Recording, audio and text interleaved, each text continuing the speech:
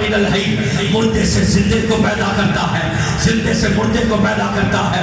خود فرماتا ہے بدلا اپنی امت کو، تیرا اللہ اتنا بڑا ہے، دن میں سے رات کو نکالتا ہے، رات میں سے دن کو نکالتا ہے. خود فرماتا ہے بدلا اپنی امت کو، تیرا اللہ اتنا بڑا ہے، کوئی پتا اس کے علم کے بغیر حرکت نہیں کر سکتا، کوئی زندہ اس کے رزق کے بغیر زندہ رہ نہیں سکتا. خود فرماتا ہے بدلا امت کو، تیرا اللہ اتنا بڑا ہے، یسبح للہ ما فی السماوات و ما فی الارض، جو آسمانوں میں ہے وہ بھی تیرے رب کا نام لیتے ہیں، اور جو زمین میں ہے وہ بھی تیرے رب کا نام لیتے ہیں. یہ وہابی کہتے ہیں یہ اللہ کا نام ہی نہیں لیتے. سنیے آج اینڈ اللہ کا نام لینا نہیں مائی مر جائے. نام سنا اچھ شریف کا، سبحان اللہ نہ بولے، جو پوچھا وہ بولے. نام سنا اچھ شریف کا، جنہوں نے نہیں سنا اب سن لیا. یہ کسی مسلمان کے نام پر نہیں ہے، یہ اچھ کا نام ایک ہندو عورت کے نام پر ہے. یہ دو بہنیں ہیں، اچھا رانی اور سیتا رانی. سیتا کے نام پر سیت پورا جلال پورا اچھ کے درمیان اچھا کے نام پر اچھا ہے. 850 سال پہلے کا زمانہ ہے، جادوگر نہیں ہوتی، ایک ہی کھوہ تھا اچھ کے اندر، انہوں نے جادو کر رکھا تھا. جب وہ کھوہ چلتا تھا اس کے ہر لوٹے سے آواز آتی تھی رام رام رام. 850 سال پہلے حضرت سید جلال الدین حیدر شاہ بخاری سرخ پوش، جتنے بخاری سید اس وقت پاکستان میں ہیں یہ سب ان کی اولاد میں سے ہیں. میری والدہ بھی اسی سید کی اولاد سے ہے. یہ سید کچھ کی زمین پر داخل ہوا، جب کھوہ کے قریب سے گزرا سید کے کانوں میں آواز آئی رام. آج تو کمینے لوگ کہتے ہیں نا حضور کچھ نہیں کر سکتے. سید نے ایک نظر کھوہ پر ڈالی، کھوہ روک دیا. سبحان اللہ نہ کرنا تھوڑے تھے پرچہ ہو جانا. سید نے ایک نظر ڈالی، کھوہ روک دیا. نوکرانیت ہوئی، انہوں نے اونچا سے جا کر کہا کوئی بابا ہے بابا. اس نے ایک نظر ڈالی ہے، تیرا جادو توڑ دیا ہے. اونچا نے سیتا سے کہا جلدی نکل، کوئی مسلمانوں کا ولی آ گیا ہے. دونوں سید کے سامنے ہیں. انہوں نے کہا بابا یہ کھوہ آپ نے روکا ہے؟ فرمایا ہاں ہم نے روکا. انہوں نے کہا کس لیے روکا؟ فرمایا اس لیے کہ اس نے میرے یار کا نام لے لیا،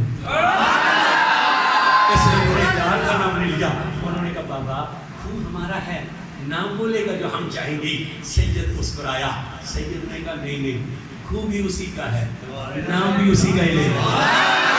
کھوہ بھی اسی کا، نام بھی اسی کا لے گا. انہوں نے کہا نہیں نام بولے گا جو ہم چاہیں گی. سید نے کہا بلوا سکتی ہو تو بلواؤ. اونچا نے سیتا کے ہاتھ میں ہاتھ ڈال کر ہوا میں پرواز کی. ایک منتر پڑا، کھوہ نہ چلا. دوسرا پڑا، کھوہ نہ چلا. تیسرا پڑا، کھوہ نہ چلا. چوتھا پڑا، کھوہ نہ چلا. پانچواں چھٹا پڑا، کھوہ نہ چلا. منتر ختم ہو گئے. آخر ہانپتی کانپتی نیچے اتری.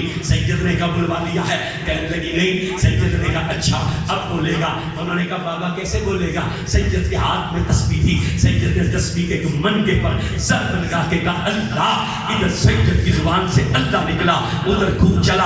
اب جب چلا تو ہر لوٹے سے آواز آتی تھی لا الہ الا اللہ، لا الہ الا اللہ، لا الہ الا اللہ. خود فرماتا ہے جو آسمانوں میں ہے وہ بھی تیرے رب کا نام لیتے ہیں، اور جو زمین میں ہے وہ بھی تیرے رب کا نام لیتے ہیں. ساری تعریفیں اس ذات کے لیے، اور درود و سلام ان پر جو بے مثل تھے، بے مثل ہیں، بے مثل رہیں گے.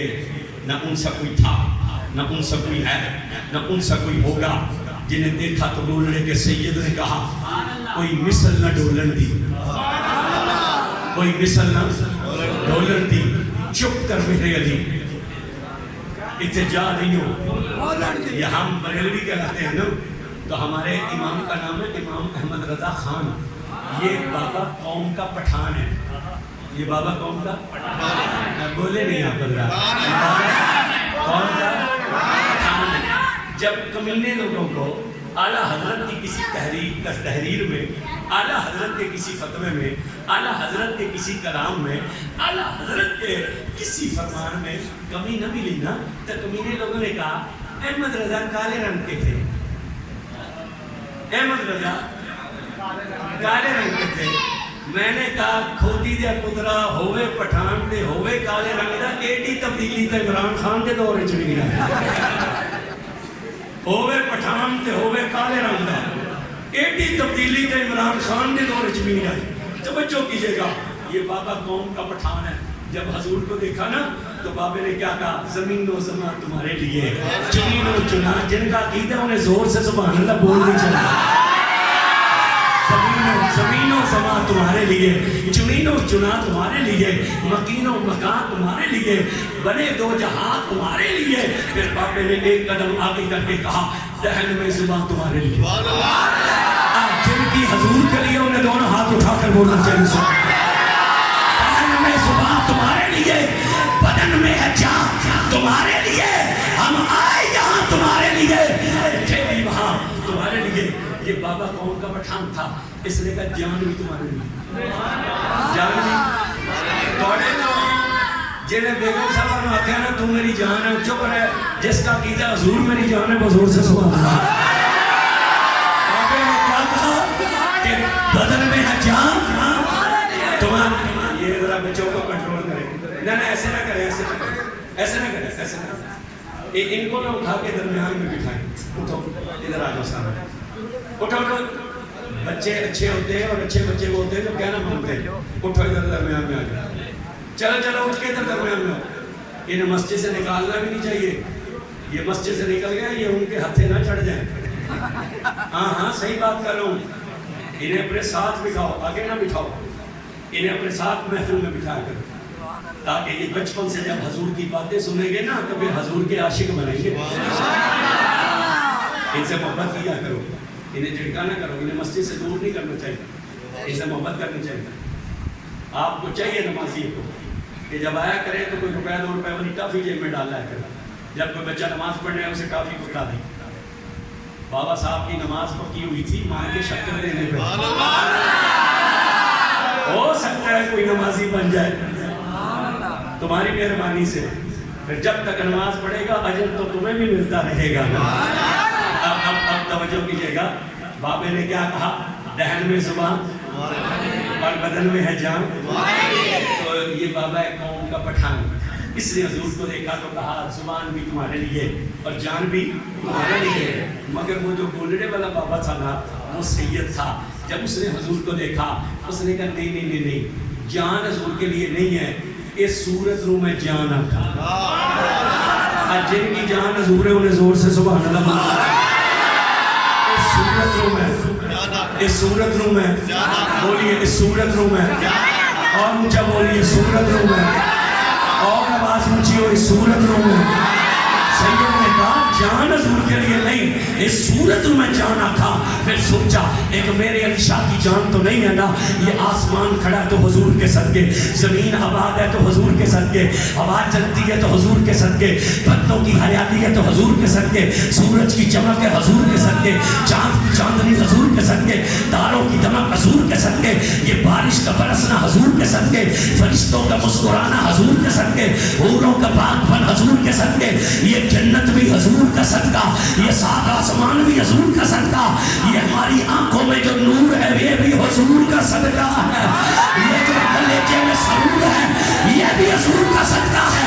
تو سید نے سوچا ایک میری جان تو نہیں نا, ایک قدم آگے بڑھا کے کہا جانا کھا کے جانے جہان تھا, جانا کھا کے جانے جانا تھا. پھر سوچا یہ بھی تھوڑا, پھر سوچا یہ بھی تھوڑا ہے, حضور کا شان تو اس سے بھی بڑا ہے.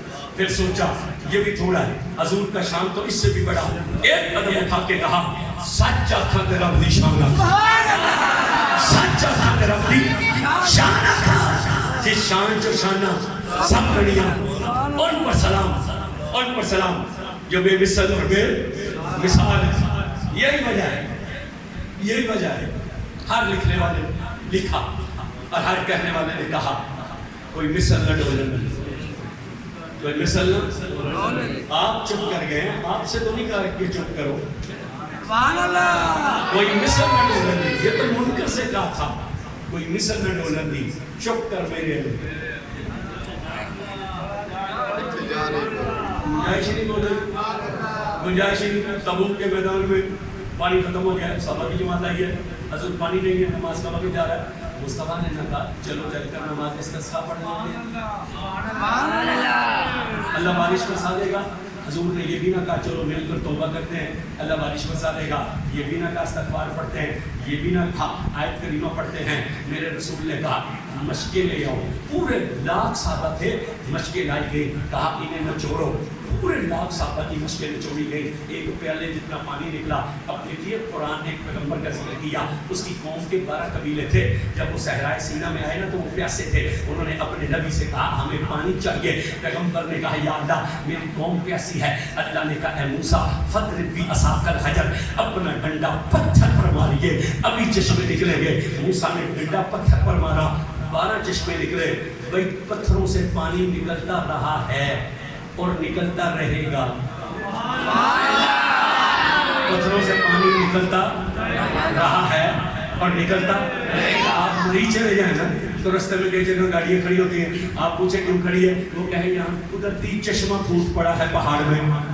قدرتی چشمہ ہے، پتھروں سے پانی نکلتا تھا، نکلتا رہے گا. قرآن نے دوسرے پیغمبر کا ذکر کیا. 12 سال بیمار تھے، پھر زبان پر بیماری آئی تو روئے. اللہ نے کہا کیوں روئے ہو یوں؟ انہوں نے کہا ایک زبان ہی تو بچی ہوئی تھی جسے طرح نام لیتے تھے. ایک زبان ہی تو بچی تھی جسے طرح نام لیتے تھے. یہ بھی بیمار ہوگی تو تیرا ذکر کس سے کروں گا؟ اللہ نے کہا رو نہیں، اور خود بھی رجلک، اپنی ٹیڑھی زمین پر مار. ابھی پانی کے 2 چشمے نکلیں گے. ایک سے نہا لینا، ایک سے پی لینا.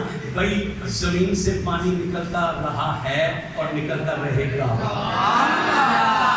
زمین سے پانی نکلتا رہا ہے اور نکلتا. پھر قرآن نے ایک پیغمبر کی ماں کا ذکر کیا کہ جب وہ حاملہ ہوئی تو قرآن نے کہا کہ مریم نکلیے یہاں سے حرم سے، باہر جائیے، جنگل میں بچہ پیدا ہونے والا ہے. وہ آئی تو ایک کھجور کا خشک تنا تھا. نبی کی ماں ٹیک لگا کر بیٹھی، آنکھوں میں آنسو آئے. اللہ نے کہا کیوں روتی ہو؟ انہوں نے کہا میں بھوکی ہوں، میں پیاسی ہوں. اللہ نے کہا کھجور کو ہاتھ لگانا تیرا کام ہے، ابھی سبز کر کے کھجوریں پکا دینا میرا کام ہے. پیغمبر کی ماں نے کھجور کے تنے پہ ہاتھ لگا، کھجور سبز ہوئی، تازہ کھجوریں گری. کاپ اسے کھا اور جڑ کی طرف دیکھ، وہاں دیکھا تو وہاں پانی کا چشمہ پھوٹ آیا. اللہ نے کہا کھجوریں بھی کھاؤ، پانی بھی پیو. اب دیکھیے رسول نے یہ نہیں کہا اصحاب موسیٰ کے پاس تھا تو حضور کے پاس نہیں تھا. حضور بھی تو آسان رکھتے تھے. میرے رسول کیسے دیتے چلو میں بھی پتھر پر مارتا ہوں، مگر میرے نبی نے کہا میں موسیٰ نہیں کہ جو پتھر سے پانی نکالوں، اور میں ایوب بھی نہیں کہ جو ایڑی مار کر زمین سے پانی نکالوں. میں مثل مریم بھی نہیں ہوں جو درخت کی جڑ ہلاؤں. میں محمد ہوں، میں انگلیاں کھولوں گا پانی کے چشمے جاری کر دوں گا.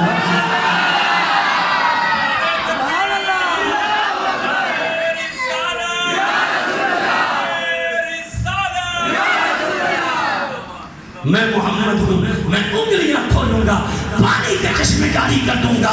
یہ مقام دیکھ کر تو سید نے کہا تھا کوئی مثل نہ ڈولن دی، کوئی مثل نہ ڈولن دی. چپ کر میرے علی اتنے جانی جو بولن دی. ان پر سلام جن پر پتر ہوئے قرآن میں کہا قُلْ لَا أَسْأَلُكُمْ عَلَيْهِ أَجْرًا إِلَّا الْمَوَدَّةَ فِي الْقُرْبَى. اعلان کیجئے، آپ کہہ دیجئے میں تم سے کچھ نہیں مانگتا، کلمہ پڑھانے کا اجر سوائے اس کے کہ میرے قرابت والوں سے مودت کرنا. توجہ کیجئے گا، حضور نے فرمایا صحابی کالنجوم، میرے صحابہ ستاروں کی مانند ہیں. مثل اہل بیت کمثلۃ سفینۃ النوح، میری اہل بیت سفینہ نوح کی مانند ہے. فمن رکب فیہا قد نجا، جو اس میں سوار ہوا وہ کامیاب ہو گیا. توجہ میری طرف رہنی چاہیے. رسول نے صحابہ کو ستارے کہا، اہل بیت کو کشتی کہا. اب صحابی کو سمجھنا ہے تو ستارے کو سمجھنا پڑے گا. صحابی کو سمجھنا تو پہلے ستارے کو، اور ستارہ ہر کسی کی سمجھ میں آتا نہیں ہے. ستارہ ہر کسی کی سمجھ میں، جنہیں ستارہ سمجھ آ جائے اسے ماہر فلکیات بولا جاتا ہے. اس لیے صحابہ بھی ہر کسی کی سمجھ میں نہیں آتے ہیں. جنہیں آ جاتے ہیں پھر وہ ساری زندگی یہی کہتے ہیں کہ ہر صحابی نبی جنتی. اور جنہیں سمجھنا ہے وہ آج تک اڑے جڑے ہیں. میں ایک جملہ آپ سے کہہ جاتا ہوں کہ ایک طرف سارے زمانے کی کتابیں ہو اور ایک طرف قرآن ہو، تم کتابیں مانو گے یا قرآن مانو گے؟ میں نے ہاتھ کھڑا کر کے بولو کتابیں مانو گے یا قرآن مانو گے؟ اب کوئی کتا تمہیں آ کر کہے کہ فلاں کتاب میں لکھا فلاں صحابی ایسا تھا، فلاں کتاب میں لکھا فلاں صحابی ایسا تھا، ہم کتاب نہیں مانیں گے. اس لیے کہ قرآن نے کہا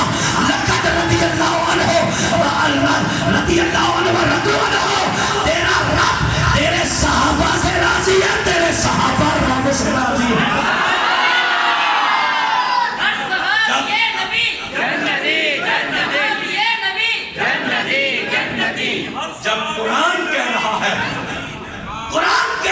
میں نبی کے صحابہ سے راضی ہوں. اب کوئی کتا بکواس کرے فلاں نے یہ کیا فلاں کتاب میں، ہم کتاب نہیں مانیں گے، ہم قرآن مانیں گے. بولنا پڑے. اب کسی کے اندر بیماری تھی، نکلی ہے کہ نہیں نکلی؟ اگر نہیں نکلی تو پھر اس کا علاج میرے پاس نہیں ہے. اب وہ زمزم سے بھی نہ آ جائے تو بیماری نہیں جا سکتی اس کی.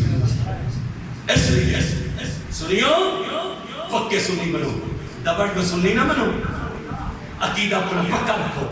ہمیں ڈنکے کی چوٹ پر کہتا ہوں، اگر کوئی شیعہ ہے تو وہ شیعہ مذہب کو حق سمجھتا ہے تو شیعہ ہے، وہ رہے. ہمیں کوئی طرح سے ہمیں کوئی شوق نہیں اسے سنی کرنے. لیکن میں کہتا ہوں اگر کوئی سنی ہے تو اسے ڈٹ کے سنی ہونا چاہیے، اسے ڈٹ کر سنی ہونا چاہیے. یہ کیا ہوتا ہے جہاں چار بندے بیٹھے ہوں ملنے لگا دی؟ نہیں. آج کے بعد جب تمہیں کوئی کہے تو اسے کہو تیری کتاب بڑی ہے، یہ قرآن کا شان بڑا ہے.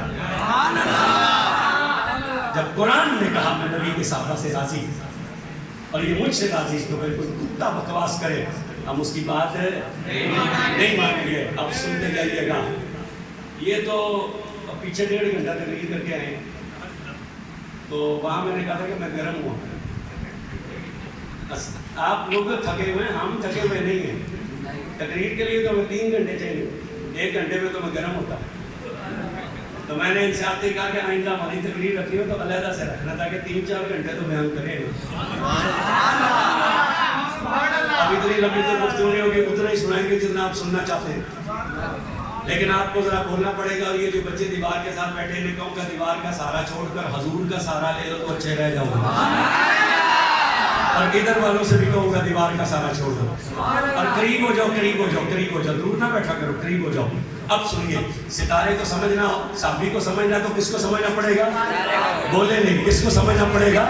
ستارے کو. اور رسول نے کہا مثل اہل بیت کمثرۃ سفینۃ نوح، میری اہل بیت کشتی نوح کی مانند ہے، جو اس میں سوار ہوا وہ نجات پا گیا. بھائی سنیے رسول نے کیوں کہا میری اہل بیت کشتی نوح کی مانند ہے؟ حضور نے حضرت حوض کوثر کا ذکر کیا. میں نے پوچھا یا رسول اللہ، یہ حوض کوثر کا پانی کیسا ہے؟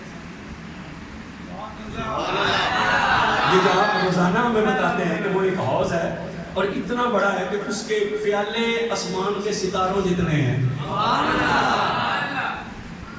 بولے نہیں آپ؟ اس کے پیالے کتنے؟ آسمان کے. اور آسمان کے ستارے کتنے؟ جتنی حضرت عمر کی نیکیاں ہیں. آسمان کے ستارے کتنے؟ جتنی حضرت عمر کی نیکیاں. بھائی دیکھیے، ایک نیکی وہ ہوتی ہے جو دکھا کر کی جاتی ہے، ایک نیکی ہوتی ہے وہ چھپا کر کی جاتی ہے. نیکی کا تعلق آنکھ سے بھی ہے، نیکی کا تعلق کان سے بھی ہے، نیکی کا تعلق زبان سے بھی ہے، نیکی کا تعلق ہاتھ سے بھی ہے، نیکی کا تعلق پیر سے بھی ہے، نیکی کا تعلق دل سے ہے. جو عمر نے سب کے سامنے کی وہ نیکیاں تو پتہ چل گئی، جو اکیلے میں کی وہ تو کوئی نہیں جانتا. پتہ چلا آسمان کے ستاروں کو بھی رب جانتا ہے، عمر کی نیکیوں کو بھی صرف رب ہی جانتا ہے. صحابہ نے کہا یا رسول اللہ یہ حوض کوثر کا پانی کیسا ہے؟ تو رسول اللہ نے مسکرا کر کہا دودھ سے سفید ہے، شہد سے میٹھا ہے اور برف سے ٹھنڈا ہے. اب نبی پاک نے دنیا کی چیزوں سے مثال دی. کیوں دی؟ صحابہ نے شہد پی رکھا تھا، صحابہ نے دودھ پی رکھا تھا، صحابہ نے برف کھا رکھی تھی، صحابہ نے دودھ بھی دیکھا تھا، شہد بھی دیکھا تھا، برف بھی دیکھی تھی. حضور نے کہا شہد سے میٹھا ہے اور دودھ سے سفید ہے اور جناب بندہ برف سے ٹھنڈا ہے. اب حضور نے دنیا کی مثال دی اور جب اپنی اہل بیت کی باری آئی تو کہا میری اہل بیت کشتی نوح کی طرح ہے. حضور نے کشتی نوح کیوں کہا اہل بیت کو؟ توجہ کیجیے گا، اس لیے کہ وہ جو کشتی تھی نا وہ نبی نے اپنی مرضی سے نہیں بنائی تھی، اللہ کے حکم سے بنائی تھی. اللہ نے کہا تھا اے نوح ایک طوفان آنے والا ہے، ایک کشتی تیار کرو. جب وہ کشتی بن گئی تو کہا اب اعلان کرو کہ بچے گا وہی جو ہماری کشتی میں چڑھے گا. بچے گا وہی جو ہماری کشتی میں چڑھے گا. رسول نے کہا میری اہل بیت کشتی نوح کی مانند ہے, اس کا پھٹا پھٹا نوح نے جوڑا ہے, اس کا پھٹا پھٹا مجھ محمد نے جوڑا ہے. اس زمانے میں ہدایت صرف اس کشتی پر تھی, آج کے زمانے میں ہدایت صرف میری اہل بیت پر ہے. جو اس میں چڑھا وہ پار لگ گیا. اب جہاں علماء بیٹھے ان سے پوچھے من کا کیا مطلب ہے؟ من کا مطلب ہے جو بھی, یہ نہیں ہے کہ داڑھی اتنی ہو اتنی نہ ہو, پگڑی ہو اور پگڑی نہ ہو, نمازی ہو یا نمازی نہ ہو. کبھی کشتی نے پوچھا ہے کسی سے کہ تو نمازی ہے کہ بے نماز ہے, تو حاجی ہے کہ بغیر حج کے, تیری داڑھی ہے کہ نہیں ہے؟ کشتی یہ نہیں دیکھتی, کشتی یہ دیکھتی ہے جو چڑھ جاتا ہے اسے پار لگا دیتی ہے. یا یہ شرط نہیں لگائی کہ داڑھی ہو تو کشتی میں چڑھے, نماز ہو تو کشتی میں چڑھے, پگڑی ہو تو کشتی میں چڑھے. کہا نے من رکیبہ جو بھی اس میں سوار ہو گیا, جو بھی اس میں سوار ہو گیا وہ پار ہو گیا. بھائی یہی وجہ ہے کہ وہ ایک آنے والا آیا تھا اور ایک محل عبادت تھا, تو وہ جو آنے والا تھا نا وہ اچھی نیت سے نہیں آیا تھا. وہ آنے والا چور تھا, چور چوری کے لیے آیا. اندر داخل ہوا, اس نے دیکھا جو حجرے کا مالک تھا وہ محو نماز تھا. اس نے کہا لوٹو اسے, اسے کیا کرو, اسے لوٹو. وہ جب مال اٹھانے لگا تو دروازے پر دستک ہوئی. اس نمازی نے سلام پھیرا, دروازہ کھولا تو باہر سبا اختاب کھڑے تھے.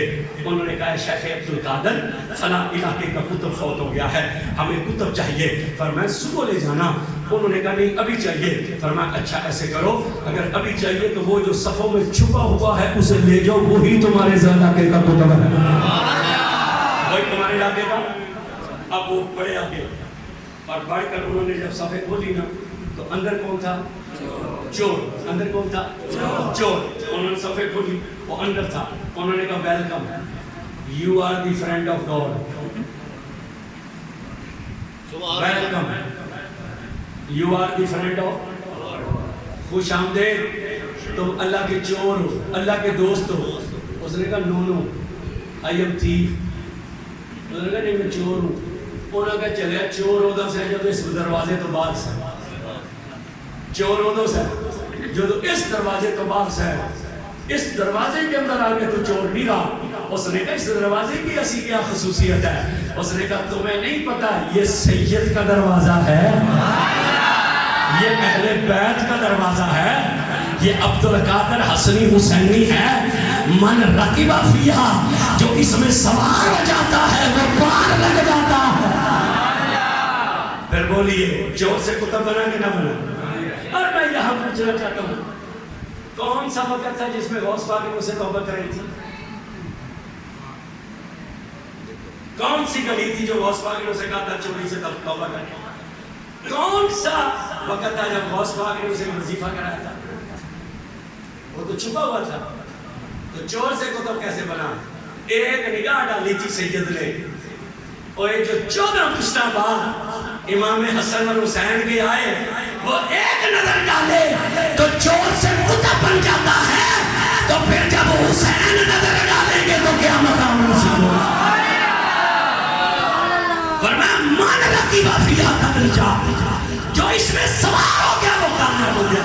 یہی وجہ ہے 10 بھائیوں کی سنو, جب صفیں لگ گئی تھی میرے مولا صفوں سے نکلے, آپ نے لشکر یزید پر نظر ڈالی تو ہور پر میرے امام کی نظر رکی تھی. جاتا ہے میرے امام پر ہور کی نظر رکی, اور میرے امام نے دیکھا کہ جنتی ہو کر جہنمیوں میں کھڑا ہے. امام پلٹ کر خیمے میں گئے, اس کے دل کی دنیا بنی, وہ بے چین تھا. اسے پوچھا شمر میں تو بے چین کیوں ہے؟ تو بڑے بڑے لشکروں میں لڑتا رہا ہے, بڑے بڑے مردوں سے. اس نے کہا مجھے سامنے جہنم اور جنت نظر آ رہی ہے, سوچتا ہوں کہ جنت کی طرف جاؤں یا جہنم کی طرف. ایڑ لگائی, خیمہ امام حسین میں آیا. امام حسین مصلی پر تھے. اس نے کہا السلام علیکم یا ابن رسول اللہ, اے رسول اللہ کے بیٹے آپ پر سلام ہو. میرے امام نے فرمایا وعلیکم السلام یا حر, کیسے آئے ہو؟ اس نے کہا معافی مانگنے کے لیے آئے. سبحان اللہ. میرے امام نے کہا کیسے آئے ہو؟ اس نے کیا کہا معافی مانگنے آیا. میری معافی ہو سکتی, میری معافی. میرے امام نے یہ نہ کہا کہ اب تو بڑی دیر ہو گئی ہے, تو نے ہی 2 محرم کو ہمیں روکا تھا اور تو نے ہی ہمیں کہیں نہیں جانے دیا تھا. اب تو پانی بند ہو چکا ہے, اب تو فوجیں ہم کے سامنے ہیں, اب تو عباس کے بازو کٹے گئے, قاسم کی جوانی لوٹے گی, علی اکبر کے ٹکڑے ہوں گے, علی اصغر کے حلق میں تیر چلے گا, اور محمد کی لاشوں پر ڈوڑے دوڑیں گے, میرے بھائی بھتیجے بھانجے شہید ہوں گے, میرا خاندان شہید ہوگا, میری بیٹیوں اور بہنوں کے خیمے جلائے جائیں گے, ہم اہل بیت کو لوٹا جائے گا, میرا سر نیزے پر چڑھا کر گلی گلی گھمایا جائے گا. میرے امام نے یہ نہیں کہا کہ بڑی دیر ہو گئی ہے. میرے امام نے پوچھا کیسے آئے ہو؟ اس نے کہا معافی مانگنے آیا ہوں, میری معافی ہو سکتی ہے. میرے امام نے کہا ہاں تیری معافی ہو سکتی ہے. اس نے کہا وہ کیسے؟ میرے امام نے کہا در حسین در رسول ہے, یہ نہ کبھی بند ہوا تھا نہ کبھی بند ہوگا. در حسین در رسول ہے, یہ نہ کبھی بند تھا نہ بند ہوگا. اس نے کہا کتنی دیر لگے گی معافی میں؟ پر میں جتنی دیر میں ادھر سے نکل کر ادھر آتا ہے بھائی لا الہ الا اللہ محمد رسول اللہ, مجھے قسم ہے اللہ کی عزت کی, اگر میرا حسین اور کو معاف نہ کرتا, یہ دنیا کے جس دروازے پر بھی چلا جاتا اس کی معافی نہیں ہو سکتی. نہیں بولے وہی بندہ جو حسین نہیں بیٹھا ہوئے, یہ دنیا کے جس دروازے پر بھی چلا جاتا اس کی معافی نہیں ہو سکتی تھی. آج ہمارا سردار ہے کہ نہیں؟ بولے نہیں آپ حضرات, ہمارا سردار ہے کہ نہیں؟ آج ہمارا سردار ہے, پھر بخشا کیسے گیا؟ کشتی پر چڑھ گیا. بولے نہیں آپ حضرات, بخشا کیسے گیا تھا؟ کشتی پر چڑھ گیا تھا. ارے ان کے در پر آنے کے لیے نیت نہیں دیکھی جاتی, بندے کا آنا دیکھا جاتا ہے. یا نیت نہیں دیکھی جاتی یا آنا دیکھا جاتا ہے. ان کے لیے حضور نے کہا تھا کہ میری اہل بیت کشتی نو کی مثل ہے, جو اس میں سوار ہوا وہ نجات پا گیا. میرے دوستوں اور میرے بھائیوں, اس لیے اہل بیت کے بغیر کسی کا بھی گزارا نہیں ہے. ان کی مودت ہم پر لازم ہے. قرآن نے ان کی مودت مانگی ہے, رسول نے نہیں مانگی, قرآن نے مانگی ہے. جس قرآن میں یہ ہے نا اقیم الصلاۃ, اسی قرآن نے کہا کہ نبی کے قرابت والوں سے مودت کرنا. محبت نہیں مانگی, مودت مانگی ہے. محبت کیا ہوتی ہے؟ مودت کیا ہوتی ہے؟ علامہ سرخجی رحمۃ اللہ علیہ نے لکھا کہ مینڈک کو پانی سے محبت ہے. مینڈک کو پانی سے, پانی میں ہو تو خوش رہتا ہے, پانی نہ ملے تو خشکی پر زندہ رہ لیتا ہے. پانی ملے تو خوش رہتا ہے, پانی نہ ملے تو خشکی پر زندہ رہ سکتا ہے. انہوں نے کہا مینڈک کو پانی سے محبت ہے, لیکن مچھلی کو پانی سے مودت ہے. مچھلی پانی میں رہے تو زندہ رہتی ہے, پانی سے جدا ہو تو تڑپ تڑپ کر مر جاتی ہے. جس طرح مچھلی پانی کے بغیر زندہ نہیں رہ سکتی, قرآن نے کہا ایمان اہل بیت کی مودت کے بغیر زندہ نہیں رہ سکتا.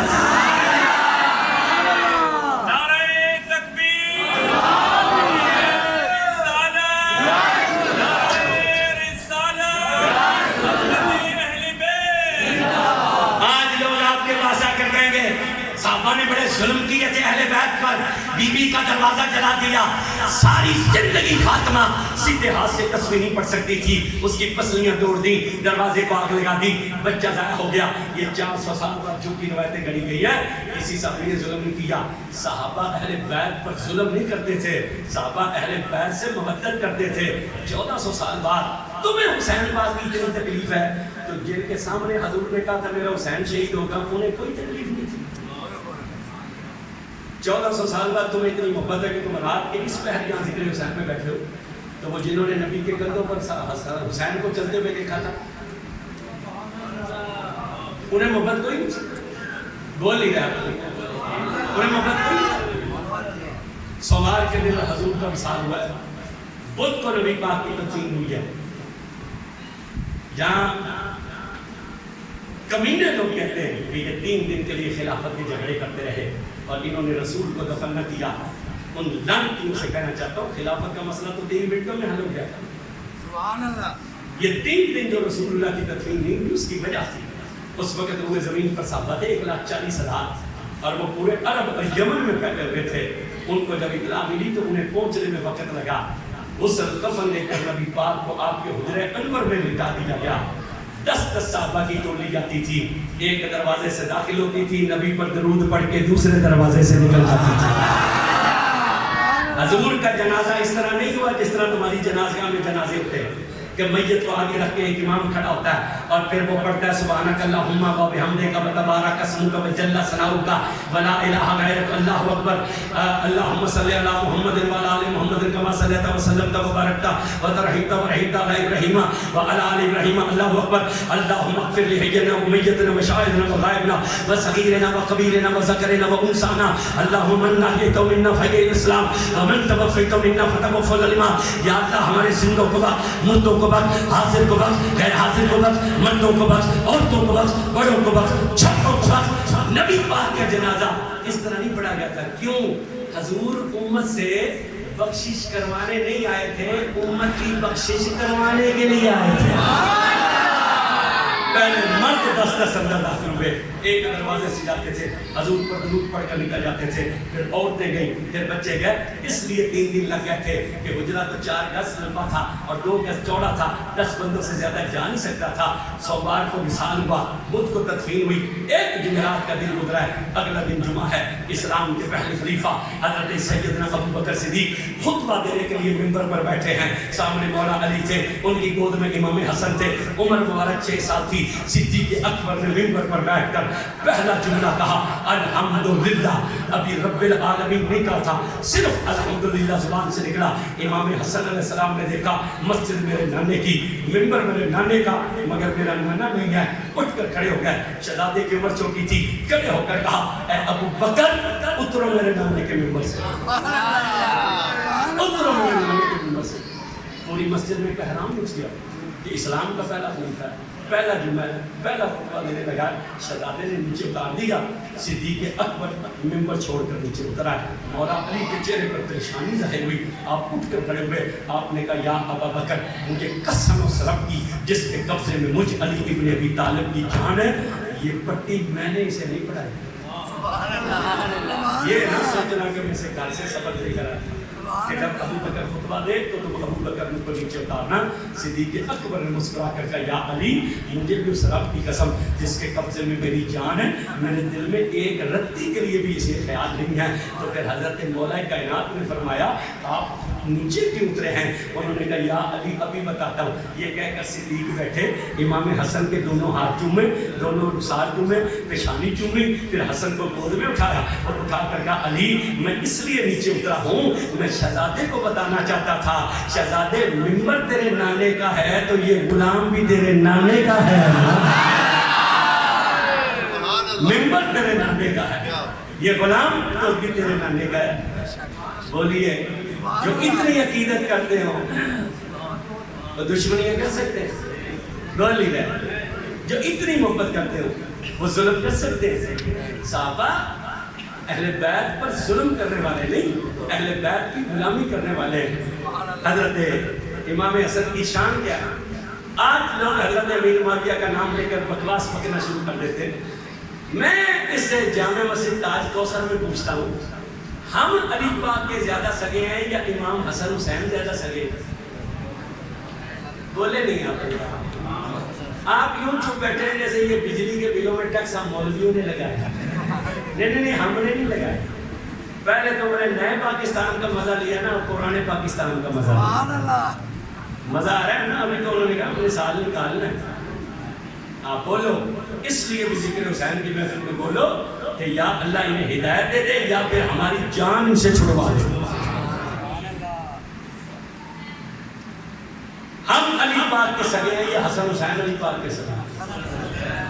آپ کے اس سامنے بعد میں اگر باپ مر جائے تو اس کی پگڑی کس کے سر پہ رکھی جاتی ہے؟ بڑے بیٹے کے کہ چھوٹے بیٹے کے؟ تو پھر علی پاک کی شہادت کے بعد پگڑی کس کے سر پر آئی؟ بولو ذرا بولو, نام لو ان کا. بابا فرید کا نام لینے والا جنت میں جا سکتا ہے تو حسن پاک تو وہ ہے کہ فرید جس کے جوتے کو بھی غلام ہے. علی پاک کی پگڑی کس کے سر پر آئی؟ بولیے ذرا. تو حسن باپ کو نہیں پتا تھا کہ معاویہ نے میرے باپ سے جنگ کی ہے. حسن باپ کو نہیں پتا تھا کہ معاویہ ہمارے خلاف تلوار لے کر آئے. حسن باپ امیر معاویہ سے صلح کر رہے ہیں. اور آج کے ہمارے نام نہاد خود کو سنی کہلانے والے امیر معاویہ کو گالیاں دے رہے ہیں. تم علی کے زیادہ سکے ہو یا حسن زیادہ سکا تھا؟ حسن حسین کو نہیں پتا تھا، اس نے ہمارے باپ سے جنگ کی ہے. لیکن امیر معاویہ کو کیا پیغام بھیجتے ہیں؟ میں اپنی خلافت کے لیے مسلمانوں کا خون نہیں بہانا چاہتا، میں خلافت تمہارے سپرد کرتا ہوں تاکہ مسلمانوں کا خون بچ جائے. امیر معاویہ نے یہ پیغام سنا، خالی کاغذ اور قلم حضرت امام حسن کو بھیجا. جو دل کرتا ہے آپ لکھ دیجیے، میں شرط منظور کروں گا. صلح ہو گئی جی. یہی تو اہل سنت کا مذہب ہے کہ جن سے حسن اور حسین پاک کی صلح ہے ان سے ہماری بھی صلح ہے. نہیں جس کی ہے اسے بولنا چاہیے. جن سے شہزادوں کی صلح ہے ان سے ہماری، جن سے شہزادوں کی جنگ ہے ان سے ہماری. امیر معاویہ سے شہزادوں کی صلح ہے، ہم امیر معاویہ کو سلام کہتے ہیں. یزید سے حسین کی جنگ ہے، ہم کل بھی یزید پر لعنت بھیجتے تھے، آج بھی یزید پر لعنت بھیجتے ہیں.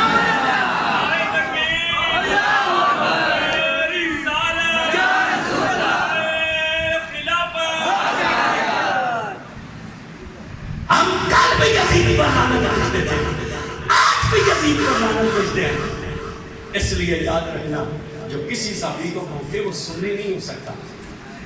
باقی رہ گئی یہ بات، ان کے درمیان جنگ ہوئی تھی. ایک مرتبہ ہمارے شہر کے 3 حصے ہیں. تو ایک حصہ پرانا شہر، جنگ سٹی اسے بولا جاتا، پہلے اسے پرانا شہر کہتے تھے. پرانے شہر میں شیعوں کی بہت زیادہ اکثریت ہے. وہاں ہمارے ایک دوست تھے تو ان کے ہم کو فتح ہو گئی، انہوں نے گل خانی پر ٹائم لیا. تو جب ہم پہنچے تو بارش ہو گئی رات کو. تو انہوں نے کہا حضرت سنیوں کی مسجد ہے چھوٹی، ساتھ میں امام بارگاہ ہے وہ ہے بہت بڑی، تو ہم نے گل خانی باہر رکھ لیا. آپ کو کوئی مسئلہ تو نہیں؟ میں نے کہا ہمیں کوئی مسئلہ نہیں ہے، انہیں نہ کوئی مسئلہ ہو جائے. ہمیں کوئی مسئلہ نہیں، انہیں نہ کوئی مسئلہ ہو جائے. کہتے نہیں وہ کہتے نہیں کوئی مسئلہ. میں نے کہا ٹھیک ہے. وہ امام بارگاہ میں ہم نے خطاب کیا. میں نے آخر پر خطاب کرتے ہوئے کہا، میں نے کہا 12 امام تمہارے نزدیک بھی اور ہمارے نزدیک بھی ہیں. تمہارے نزدیک 12واں امام آگے چھپا ہوا ہے، ہمارے نزدیک 12واں ابھی پیدا نہیں ہوا، مگر 11 تو ہے نا. امام علی 1، امام حسن 2، امام حسین 3، امام زین العابدین 4، امام باقر 5، امام جعفر صادق 6، امام مصطفی اعظم 7، امام علی رضا 8، امام حسن نام تقی 9، امام نگی 10، امام حسن عسکری 11. اس جامع مسجد تاج کوثر میں آنے والوں تو میں یہ 12 اماموں کے نام یاد ہونے چاہیے. یہ نہ کل قیامت کے دن رسول کہیں تجھے پانی کی صورتیں جو یاد تھی تجھے میری اہل بیت کے نام یاد نہیں تھے. یہ 12 امام ہمارے ہیں. ہاں یہ 12 امام. اور میں کہوں گا کیا نام ہے جو طیب شیخ طیب صاحب سے کہ اس جنازگاہ میں 12 اماموں کا نام لکھنا ہے. مسجد نبوی میں 12 اماموں کا نام لکھا ہوا ہے. یہاں کئی بندوں کو یہ خواہش نہ ہو جائے نا کہ پیر صاحب کی پگڑی کا لیے کہیں اندر سے شیعہ ہو. مسجد نبوی میں 12 اماموں کا نام لکھا ہوا ہے. یہ مسجد نبوی میں نام شیعوں نے جا کر نہیں لکھا، بریلویوں نے نہیں لکھا. وہاں کن کی حکومت ہے؟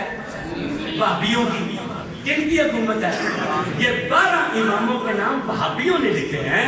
6 کا نام پہلی چھتریوں کے سیر میں ہے، 6 کا نام دوسری چھتریوں کے سیر میں ہے. اوے وہابی ہو کر اگر 12 کا نام لکھ رہے ہیں اس کا مطلب ہے 12 کی کوئی حقیقت ہے نا. اس لیے میں ان سے کہوں گا کہ کل ہی بلوا کے نا اسے 12 کے نام لکھواؤ. ہاں جی اچھا جو ہو جائے گا وہ بھی یہی کوئی بندہ اٹھ کر لکھوا دے گا، کوئی مسئلہ نہیں ہے. 12 کے نام لکھواؤ. اب میری طرف توجہ کرنا حضرات، میری طرف توجہ کرنا. میں نے کہا 11 پر ہمارا اتفاق کر کے 11 آ چکے ہیں.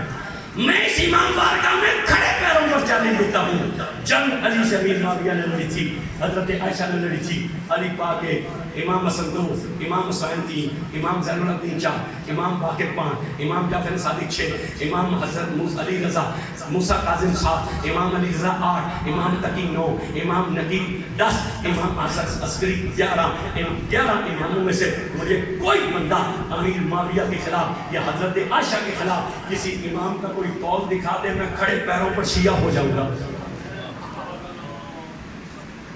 جن سے جنگ ہوئی، جن کے باپ سے جنگ ہوئی، وہ انہیں برا نہیں کہتے، تو تم برا کیوں کہتے؟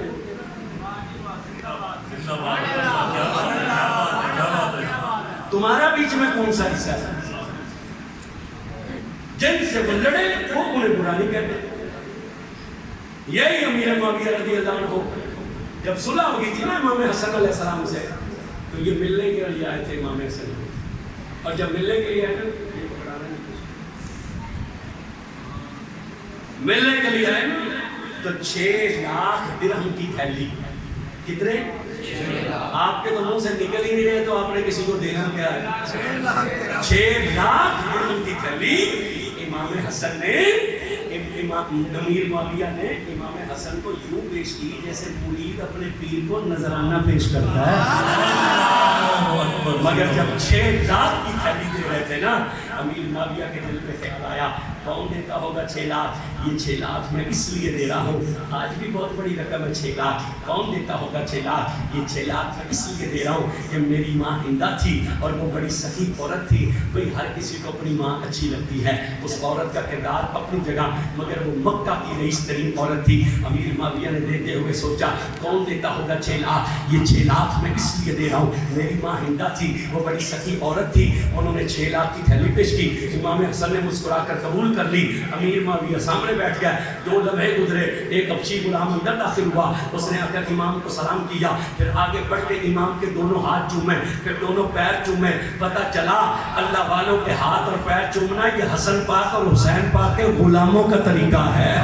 اس نے شہزادے کے دونوں ہاتھ چومے، پھر شہزادے کے دونوں پاؤں چومے، جب اس نے پاؤں چومے نا تو اس نے دیکھا امام کی نالین جو تھی نا وہ ساتھ پڑی ہوئی تھی، اس نے امام کی نالین اٹھائی اور اپنی قمیص کا دامن پکڑا اور پکڑ کر امام کی نالین پر پھیرا، اس لیے نہیں کہ میں اسے صاف کر رہا ہوں بلکہ اس لیے کہ اس نالین کی برکت میرے کپڑوں میں آ جائے۔ میں نے جس کا کلیجہ ٹھنڈا ہو رہا ہے دونوں ہاتھ اٹھا کر بولے سبحان اللہ۔ اس لیے نہیں کہ میں یہ نالین صاف کر رہا ہوں، اس لیے کہ اس نالین کی برکت میرے کپڑوں میں آ جائے۔ اس نے نالین پر اپنا دامن پھیرا، نالین چمکی، اس نے جب نیچے رکھی امام نے مسکرا کر وہ 6 لاکھ کی تھیلی غلام کو عطا کر دی۔ غلام تھیلی لے کر نکلا تو مسکرا کر امیر معاویہ کو دیکھا اور دیکھ کر کہا معاویہ کیا سوچا تھا تو نے؟ کون دیتا ہوگا 6 لاکھ؟ یہ 6 لاکھ میں اس لیے دے رہا ہوں کہ میری ماں ہندہ ہے۔ آپ نے کہا معاویہ سن، تیری ماں ہندہ ہے تو میری ماں فاطمہ ہے۔ نہیں حسین کی ماں کے نام پر دونوں ہاتھ اٹھا کر بولو سبحان اللہ۔ فرمایا تیری ماں ہندہ ہے تو میری ماں فاطمہ ہے۔ ارے اتنی رقم تو ہم اپنی چوٹی پر کپڑا مارنے والے کو دے دیتے ہیں۔ حسن جیسا بولے نہیں آپ میرا زور دیکھے اور اپنا بھی دیکھے، ہے کوئی امام حسن جیسا؟ ہے کوئی امام حسن جیسا؟ میں نے کہا ان کے تو بیٹوں جیسا کوئی نہ ہوا تو حضور جیسا کون ہو سکتا؟ یہ دونوں جو شہزادے ہیں نا انہوں نے زندگی میں 25 حج کیے تھے۔ سبحان اللہ، یا اللہ جو سبحان اللہ بولے انہیں 20 سال حج نصیب۔ کتنے حج کیے؟ 25 اور 25 کے 25 پیدل۔ ایک مرتبہ کسی نے امام حسن سے کہا کہ آپ کے پاس دنیا کے اعلیٰ ترین سواری ہیں، آپ پیدل کیوں جاتے ہو؟ رو پڑے۔ فرمایا میں اتنی بڑی بارگاہ میں سواری پر سوار ہو کے نہیں جا سکتا۔ ایک حج پر آپ واپس پلٹے نا تو راستے میں کھانے کا سامان ختم ہو گیا۔ آپ نے اپنے غلام سے کہا جنگل کا پتہ کر جہاں کسی مسلمان کی گھر ہو تو اسے اطلاع دے کہ رسول اللہ کے بیٹے تیرے مہمان بننا چاہتے ہیں۔ غلام نے دیکھا تو جنگل میں ایک جھوپڑی تھی، ایک بابا اور ایک مایوس میں رہتے تھے، ایک ہی بکری تھی ان کے پاس، جس کا وہ دودھ پی کر گزارا کرتے تھے، اس نے جا کر کہا رسول اللہ کے بیٹے تمہارے مہمان بننا چاہتے ہیں؟ انہوں نے کہا ہمارے اتنے نصیب، تاج کوثر والوں کی قسم نہیں اٹھاتا، مگر تمہیں بتانا چاہتا ہوں آج حسین پاک تمہارے مہمان ہیں، اس لیے کہ ہمارا عقیدہ ہے، سنا ہے آپ ہر عاشق کے گھر تشریف لائے، اگر نانے کی محفل ہو نانا آتا ہے تو نواسے کی محفل ہو تو نواسا نہیں آتا، تھک تو نہیں ہے آپ اللہ، اگر تھکے ہیں تو ہم آپ سے زیادہ تھکے ہوئے ہیں۔